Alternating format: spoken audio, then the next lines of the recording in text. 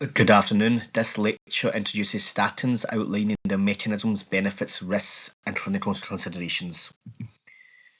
Statins inhibit the HMG-CoA reductase enzyme, reducing hepatic cholesterol synthesis, leading to decreased LDL levels and a modest increase in HDL. By inhibiting cholesterol synthesis, statins upregulate low-density lipoprotein receptors on hepatocytes, also known as liver cells, enhancing clearance of circulating low-density lipoprotein and reducing atherosclerotic plaque formation.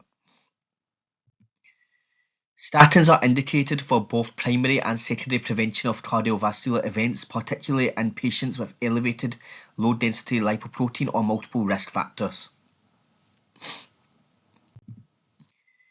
Clinical trials have shown that statin therapy does reduce the low-density lipoprotein cholesterol and lowers cardiovascular events and provides modest anti-inflammatory effects on the vasculature.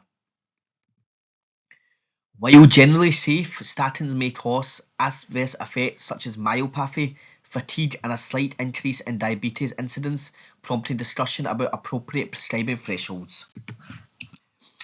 Adverse effects are partly explained by reduced coenzyme Q10 synthesis affecting muscle energy, modest alterations in glucose metabolism, and theoretical impacts on neuronal cholesterol homeostasis.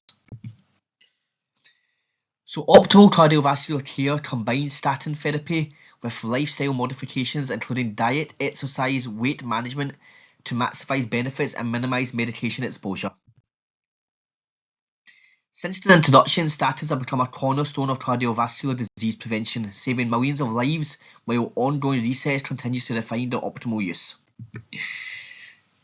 So in summary, statins are an effective therapeutic tool, but optimal cardiovascular health requires a combination of pharmacological therapy and healthy lifestyle practices.